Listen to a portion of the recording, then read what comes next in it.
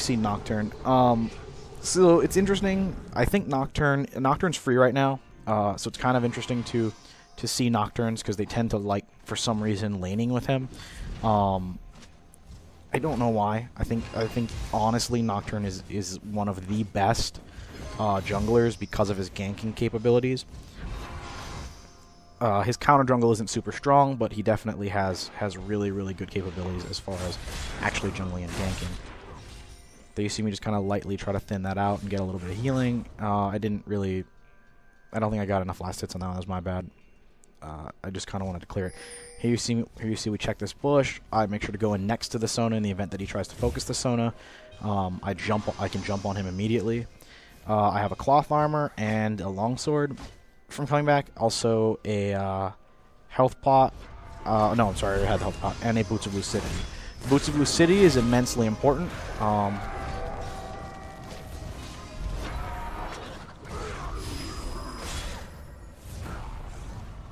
Here you see me reach forward and then back off.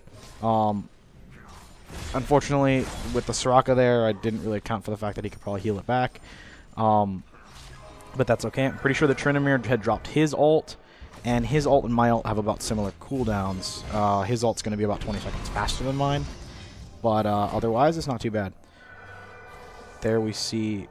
I was spotting, trying to figure out where the Kassadin was. It's kind of a late call by the Karthus, but otherwise, because I saw that he was missing when I looked down on the minimap, you'll see me check that bush a bunch of times to make sure that we don't get jumped. Always be sure to watch the minimap. It's one of those fun tips. There you see Kassadin comes back. Reason being because a lot of players have a tendency, and this is something that I shy away from now because it doesn't work as well. And I actually miss a call at one point, but it's okay.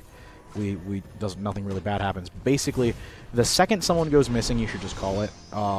There's no bad thing. You can just say that, you could just it to say that they're not, that they didn't actually disappear. They just stepped far enough back. The reason being because there are some characters and some combinations that allow people to go very fast between lanes, and by the time you realize that someone's missing, they're probably really close to the lane that they're trying to gank. There you see the Nocturne call. He probably stepped back a little bit, and then they just it up to let you know. Here we're just kind of trading a little bit, trying to make sure that we can lightly keep this under control.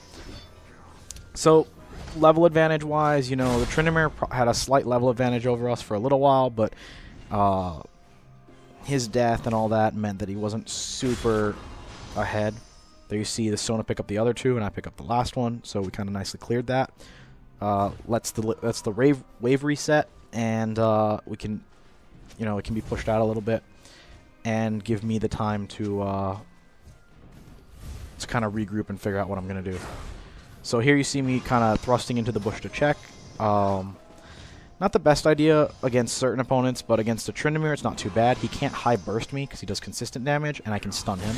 So as long as I'm paying attention, I can activate my stun in time. The only thing that would really stop me is if the Soraka decided to press up.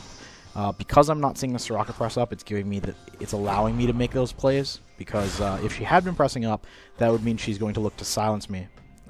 Fun little meta there for those that care about the little intricate strategies in regards to that. Here you see me kind of go after her.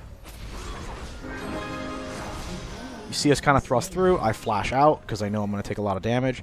Unfortunately, I didn't really get a lot of kills this game. I am picking up a whole lot more assists, but that's pretty much the standard when you run tanky DPS.